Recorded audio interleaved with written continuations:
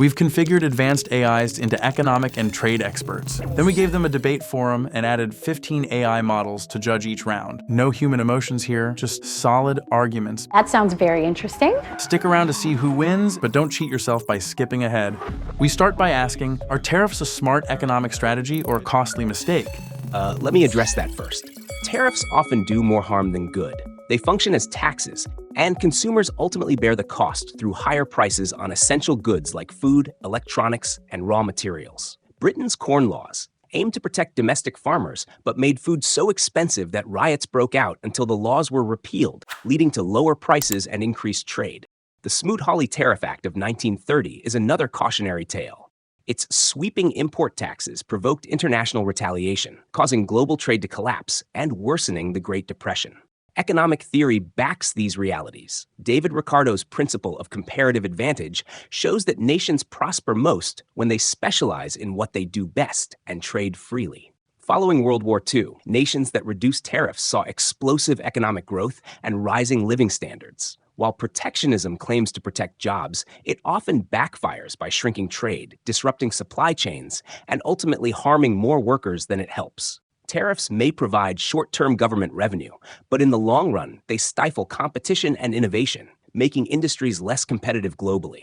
Free trade isn't flawless, but it's a far more effective path to economic stability, growth, and shared prosperity. Tariffs are often misunderstood. They're not just taxes, they're strategic tools that can protect emerging industries, correct trade distortions, and safeguard national security.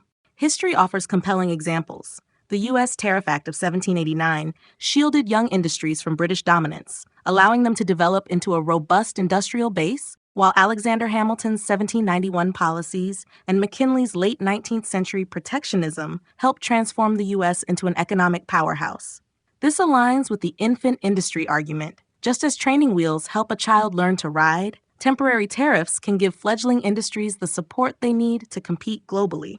Britain's Navigation Acts similarly strengthened its shipping and manufacturing, fueling the Industrial Revolution.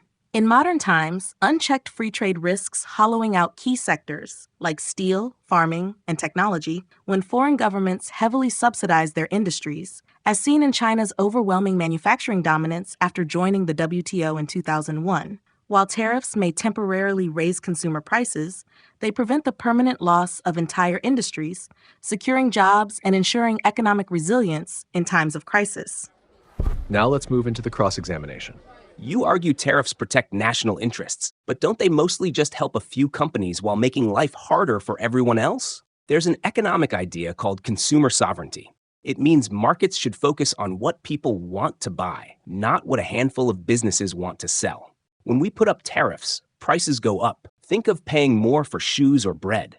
And that hits regular folks, especially poorer families who spend most of their money on basics. Economists call this a regressive effect. It's unfair because it squeezes those with less cash harder than the rich. Studies of the 2018 U.S. tariffs showed they cost the average American household approximately $831 annually, a much higher percentage of income for low-wage earners than for the wealthy.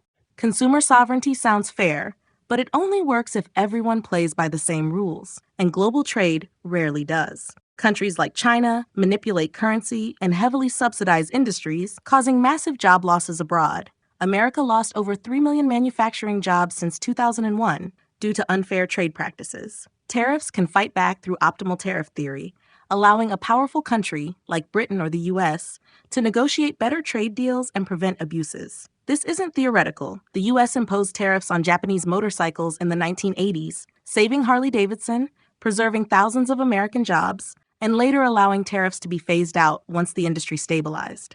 It's about creating fair competition, not protecting inefficiency. Optimal tariff theory looks clever, but it's tricky to pull off and can blow up in your face. For it to work, a country has to be big enough to boss around world prices, and even then, other nations don't just sit there. They hit back with their own tariffs. Look at the Smoot-Hawley Tariff Act of 1930. The U.S. thought it could protect farmers, but Canada and Europe retaliated. Global trade tanked 66%, and the Great Depression got worse. Even recent examples prove this point. American farmers lost $20 billion in annual exports when China hit back against a slew of U.S. tariffs from 2018 to 2019. Targeted sanctions through the WTO would have achieved the same goals without the collateral damage. This is what economists call a beggar-thy-neighbor policy, trying to win by making everyone else lose, but it ends up dragging us all down. Doesn't history show tariff risks outweigh its rewards? Smoot-Hawley was a disaster because it was extreme, with taxes averaging 40 to 50% on over 20,000 goods. But strategic protectionism transforms economies. South Korea and Taiwan used targeted tariffs after World War II to build industries like electronics and automotive manufacturing. Within decades, these policies propelled impoverished nations into global economic powerhouses. As Thomas Sowell put it, the most basic question is not what is best, but who shall decide what is best. In strategic industries, nations must decide to foster their own growth. This is the infant industry argument. Carefully designed tariffs nurture young businesses like protective coverings help saplings grow into sturdy trees. Clear deadlines and monitoring prevent prolonged dependence.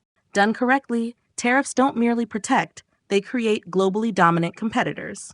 The infant industry idea makes sense in theory, but in practice, those infants often never leave the crib. Governments aren't great at picking which companies will succeed, and protected firms can get comfy, focusing on what economists call rent-seeking, lobbying for more handouts instead of inventing better products. Rent-seeking occurs when companies spend resources chasing government favors instead of improving efficiency. India tried this with its car industry for years. High tariffs shielded domestic manufacturers from foreign competition.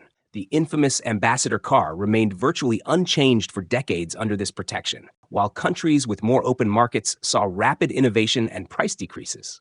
Without strict deadlines or tough oversight, protectionism can waste money and slow us down. Doesn't that worry you? Rent-seeking is a real pitfall. Anytime government steps in, some will try to game it. But it's not unique to protectionism. It happens with tax breaks or bailouts too. The fix is clear rules. Set a time limit, like 3 years of tariffs, then you're on your own, and check progress along the way. Beyond that, for things like steel or medicine, critical national security assets, relying on foreigners can be catastrophic. This concept of economic security became painfully evident during COVID-19, when countries with domestic manufacturing capacity for personal protective equipment and medical supplies saved countless lives, while import-dependent nations were left begging for basic supplies. Protectionism here isn't about laziness. It's about national survival in crisis. Almost halfway through our debate, we'll check in with our AI judges evaluating the arguments so far. DeepSeek R1 currently favors free trade, citing its effective use of historical evidence such as Smoot-Hawley's global trade collapse, economic theory including consumer sovereignty and regressive impact, and modern data on household costs from recent tariffs to illustrate the widespread harms of tariffs on consumers and economic stability. Meanwhile, Gemini Pro sees the pro-tariff debater ahead, emphasizing the strategic application of tariffs, national security concerns, and historical protectionist successes like South Korea and Taiwan, while acknowledging potential downsides like rent-seeking. We'll reveal the full panel's verdict at the end. Deciding what's essential sounds reasonable, but who draws the line? Politicians often bend to loud lobbyists, say steelmakers, while ignoring the fallout, like higher costs for car factories or builders that use steel. This is what economists call input-output linkages. When you protect one part of the economy, it can mess up others connected to it, like a domino effect. In the US, steel tariffs have saved some jobs, but made life tougher for more workers downstream. Reports estimate the increased costs driven by the 2018 tariffs resulted in 75,000 fewer manufacturing jobs in firms where steel or aluminum are an input into production. And those clear rules, with time limits, they almost never stick. The U.S. sugar industry has enjoyed temporary protections since 1934, costing consumers billions, while strategic stockpiling or targeted subsidies would address security concerns at a fraction of the cost. Doesn't that show protectionism's benefits can get lost in the shuffle? Input-output linkages are a real challenge, but tariffs can be crafted to limit the damage. Instead of broad protection, we can target tariffs on industries with fewer downstream dependencies or use tariff rebates for firms that rely on imported inputs. Consider Japan's post-war tariff strategy. After World War II, Japan used tariffs to protect finished goods like electronics while allowing duty-free imports of key components, rapidly building competitive industries without supply chain disruptions. Properly designed tariffs minimize harm while maximizing growth potential. Even with careful tuning, Tariffs disrupt the delicate balance of global value chains, a concept economists call vertical specialization, where different production stages occur in different countries. In today's world, a smartphone, for example, is assembled using parts sourced globally. Imposing a tariff on a single key component, such as semiconductors, drives up costs throughout the entire production network, slowing innovation and increasing consumer prices. Doesn't this interdependence suggest tariffs are outdated in a world of borderless production? Global value chains are important, but they also expose us to external risks, like supply shocks or geopolitical leverage, that tariffs can mitigate. Enter the strategic trade theory. In high-stakes industries like aerospace or renewables, tariffs can capture billions in profits from foreign rivals to domestic firms, giving them a chance to dominate markets and invest in cutting-edge tech. In practice, this approach has been used by countries like South Korea, which imposed tariffs on imported cars in the 1980s, helping Hyundai and Kia become global brands. Boeing and Airbus also owe some of their dominance to government support, including tariffs that tilted the playing field. In a competitive world, isn't it naive to assume countries can thrive without pushing back strategically? Strategic trade theory assumes governments can outsmart markets, but that's a tall order. Picking winners risks backing flops. Think of Europe's failed solar panel subsidies against China's cheaper production. Plus, it invites rent dissipation, where firms burn resources chasing tariff benefits instead of innovating. Rent dissipation occurs when companies spend resources lobbying for government favors instead of improving efficiency. The data backs this. Studies show trade openness correlates with higher R&D spending, while protectionism often breeds stagnation. Why gamble on government foresight when competition drives progress more reliably? Competition is a driver, but unchecked, it can hollow out a nation's economic diversity. Here's where the economic complexity argument comes in. Countries thrive long-term by building diverse, interconnected industries, not just leaning on a few efficient ones. Tariffs can nurture this complexity, as Germany did with its chemical sector in the 19th century, using protection to foster a web of innovation that still pays off. Similarly, Ethiopia's use of tariffs on imported clothing has helped nurture its domestic textile industry, leading to a remarkable 50% increase in textile exports between 2015 and 2019. Without some shielding, don't we risk economic fragility and dependence on hostile foreign powers? Economic complexity is appealing, but tariffs aren't the best way to get there. They often lock us into old industries instead of pushing us toward new ones, a trap called path dependence. Look at Argentina's tariff-heavy 20th century policies. Aimed at shielding local industries, they instead led to economic stagnation and a lack of innovation, as companies became reliant on government support rather than competing globally. Modern growth comes from flexibility. Think Singapore's open trade and investment model with minimal tariffs. Isn't adaptability, not protection, the real key to a complex economy? Adaptability matters, but tariffs can fund it through the fiscal capacity lens. By generating revenue, tariffs can bankroll public goods, like education or tech R&D, that drive future competitiveness. Developing nations like India have used tariff proceeds to boost infrastructure, laying the groundwork for broader growth. Historically, before income taxes became widespread, tariffs provided anywhere from 50 to 90% of federal revenue in the United States and funded critical nation-building infrastructure that propelled America to global leadership. In a cash-strapped world, doesn't this revenue stream offer dual benefits of protection and investment that purely domestic taxes cannot match?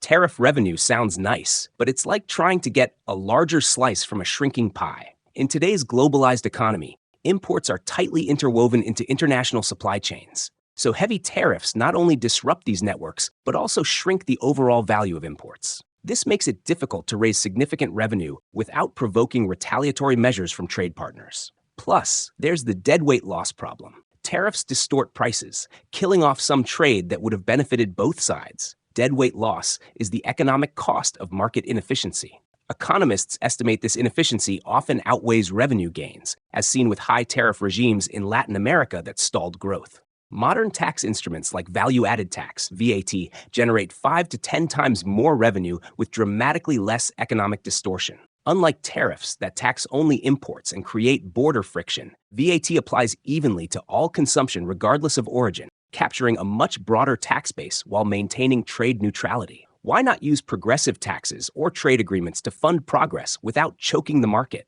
Deadweight loss is real, but your argument exaggerates its significance. You're correct that tariffs cause some market inefficiencies, like higher prices and reduced consumption, but you overlook how small these losses often are relative to broader economic gains. For example, targeted tariffs that temporarily protect crucial industries can create long-term benefits that outweigh short-term losses. The revenue generated can fund investments that enhance economic competitiveness, ultimately offsetting the deadweight costs. While VAT may be efficient at raising revenue, it doesn't address unfair trade practices or protect strategic industries like tariffs do. VAT treats imports and domestic goods equally, leaving local industries vulnerable to predatory foreign competition from state-subsidized rivals. Tariffs can provide both revenue and protection simultaneously, particularly for developing economies that need both fiscal resources and industrial development.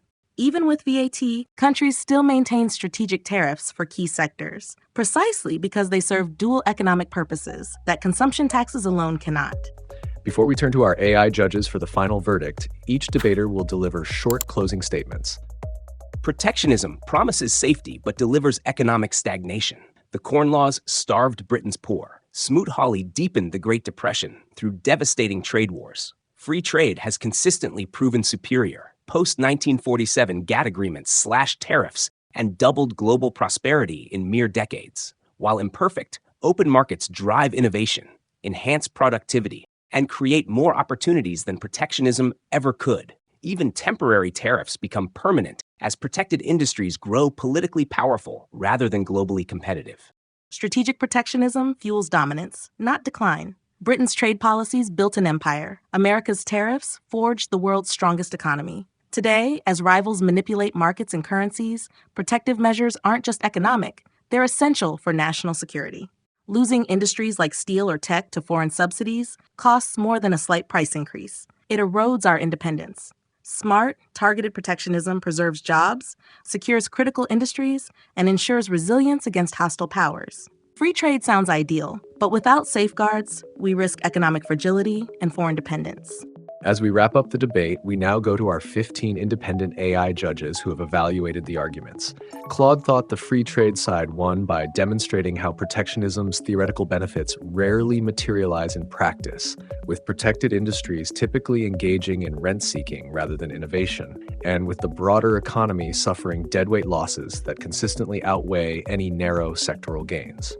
In contrast, Grok disagreed, saying the pro-tariff argument offered a more nuanced and forward-looking case that balanced historical evidence with modern geopolitical realities. Their ability to address critiques such as consumer costs and rent-seeking, while maintaining a focus on economic sovereignty and resilience, gave them a slight advantage. However, the majority of 15 AI judges agreed with Claude, siding with the free trade position. Now it's your turn. What about you? Which side do you find more convincing? Share your perspective in the comments below. We hope you enjoyed this discussion as much as we did. Subscribe for more engaging discussions and stay tuned for our latest content. Thanks for watching.